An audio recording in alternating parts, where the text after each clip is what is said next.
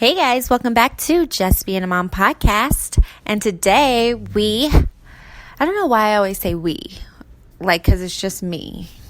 But maybe it's like me and you. So that's why I say we. But anyways, we are starting a new 3-week series on how big life transitions can affect your kids. Because we all know, when something big happens in your life, you know how it affects you, but we never really focus on how it affects your kids, or we focus too much on how it affects our kids and then we forget about ourselves. So I'm going to go over the next few weeks. I'm going to go over 3 big life transitions with you guys and how to help you guys get through them and get your kids through them and not forget about you.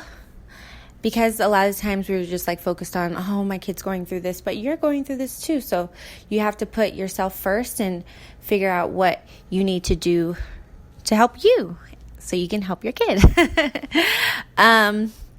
So today we are talking specifically about divorce and how divorce can be super traumatic. But this all started because, we're moving. I'm so excited. So I was just in my head, I'm that's such a big transition for Elijah. I mean, it's not really. He's a baby, so he's not going to remember or care that we're moving or even realize that we've moved. But it is traumatic for kids who are older and they've made friends where they are. They know their little community. They know where the store is. They know how to get places. And this is just where they live. They're close to everybody. They're close to everything.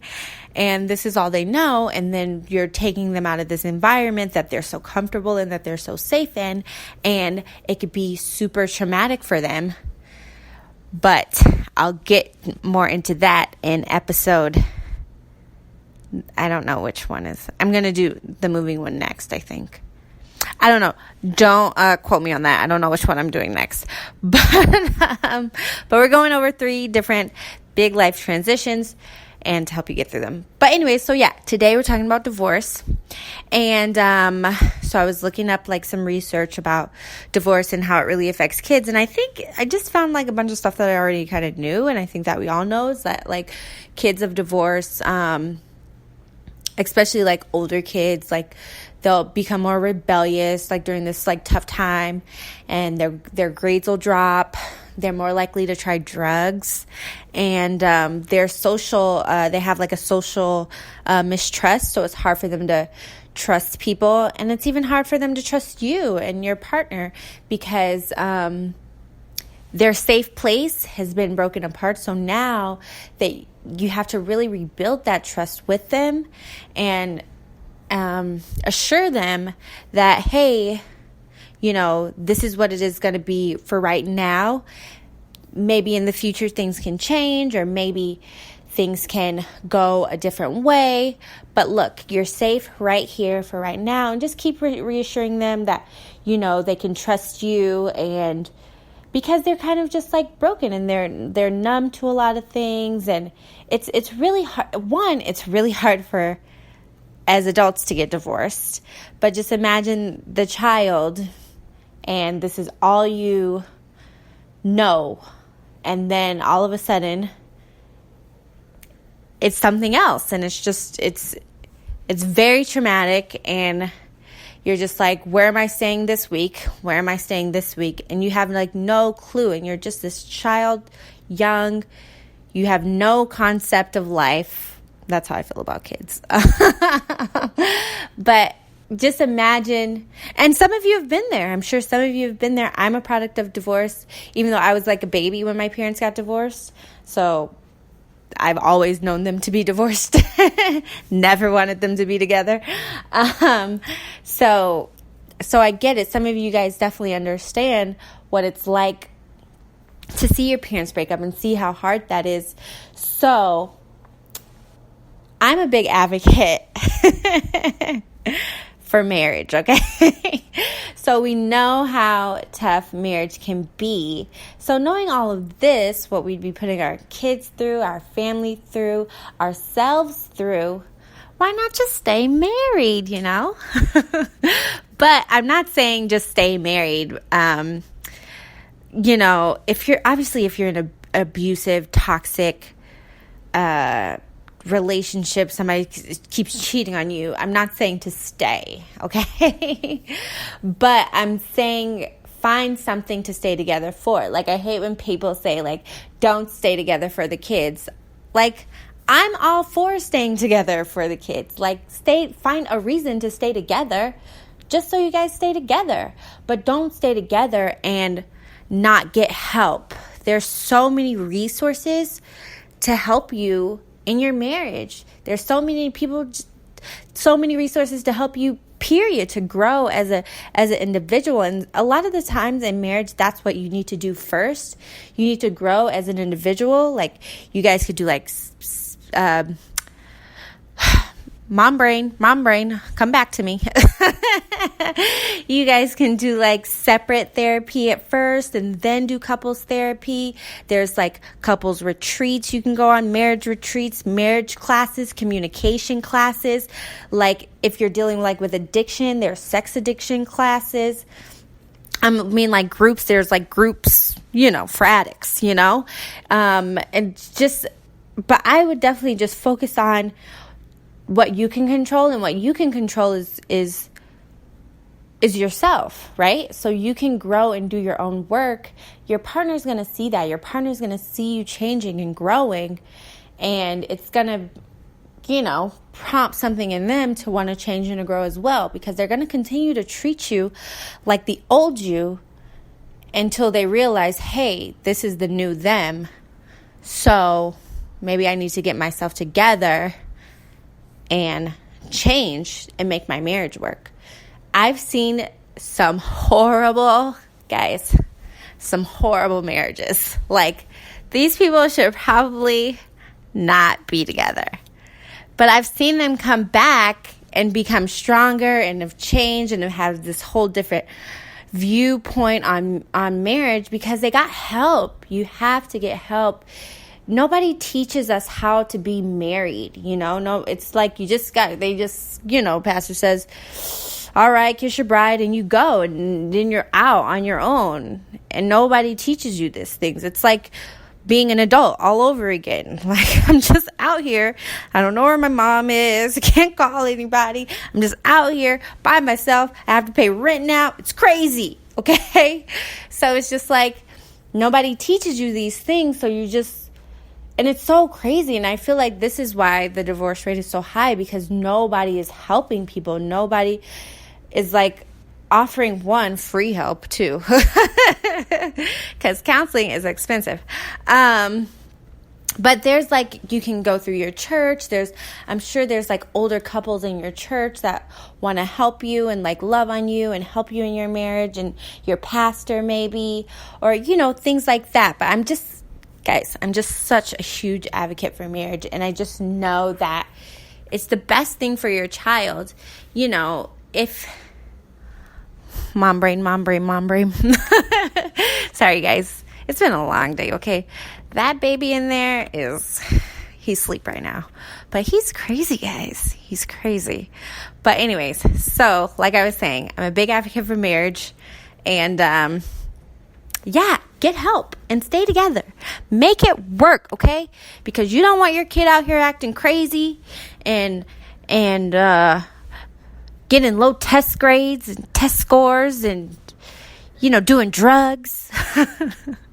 And not to say, kids whose parents are still together don't do dumb stuff either. They do. It's not one size fits all. But the statistics say divorced kids are, more likely to get,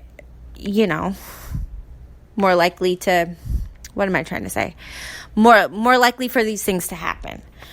So, just, make your marriage work and just, at least just try. For me, just try. But anyways, so if you are going through a divorce, if you've hit that limit, you're just like, look, I've tried everything. Then you have to do what you have to do. You have to take care of yourself. You and your child need to be safe and in a safe environment. So I definitely support that decision if, I support you in that decision if divorce is a decision that you made. So getting through that, helping your child through that would look like, just like I said before, reassuring them, building that trust back. And trust is built back over time. So the child is definitely going to need some consistency in schedule, some consistency with the co-parenting situation. If the other partner that moved out, they need to be there still as much as possible, coming over for dinner, coming over every baseball game, every activity. They need to be as present as they were when they were living there. And I know that's super impossible, but they have to try, because that would make it a lot easier on the child, just as long as they keep seeing you and there's consistency. You can't just drop off the face of the earth. Then that child loses, again, a lot of trust. And I feel just trust is a big thing, and there's just helping them cope and just creating some kind of consistency in their life, because that's what kids really need. And for you need a hug, and you need somebody to talk to. So get with your girlfriends, go to drinks once a week until you're feeling more like yourself. Invite them over for time, and go just take care of yourself. You really need somebody to talk to. If you can, go get a therapist. I am all about therapy. I am all about mental health and making yourself mentally healthy. I'm up walking around. That's why I'm breathing hard. Can you guys tell? I'm breathing so hard. But anyways, I'm all about mental health, and I definitely think somebody who's going through something as traumatic as a divorce should definitely seek therapy, because you need people to talk to, and you need someone to vent to, and you need some kind of grievance counseling, because this is the end of a marriage. It's you have to grieve that relationship and grieve where all the years that you guys were together, and just you have to start this entirely new life, and that is traumatizing, okay? So I don't blame you for needing help. Don't feel bad. Don't feel guilty. Do what you have to do to get the help that you need, and that will make it better for you, and that will make it better for your child, okay? When your kid sees a healthy mom or a healthy dad, that reassures them that everything is going to be okay. But you have to take care of yourself. Do what you need to do for yourself, and then do what you need to do for your child. I'm all about putting yourself first before your kid. Your kid's only there for 18 years, and then they go, and then you still are left with you. So I'm not saying to be selfish, don't be that type of person. But definitely you can't take care of others until you take care of yourself. I say that time and time again, but it's very true. So definitely take care of you. Get a massage. Get your nails done. Get back in the gym. Get sexy, because you're going to meet a new person. And they're going to be like, who is this, who would leave you? Who would leave you? That's what they're going to say. What idiot left you? Okay? So you got to get yourself together. You got to be right, got to be tight. And then your kids got to be behaving better, because then if somebody else is in the picture, they don't want you to think you're a bad mom because your kid's crazy. But he's a product of divorce, so you could just explain that to him. But anyways, so just kind of recap what we talked about. Take care of yourself. Take care of your kid.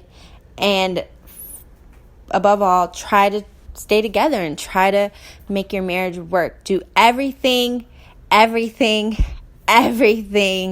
before you decide to get a divorce. If there's one thing you haven't done, like a marriage class, marriage retreat, do it, okay? Save your marriage.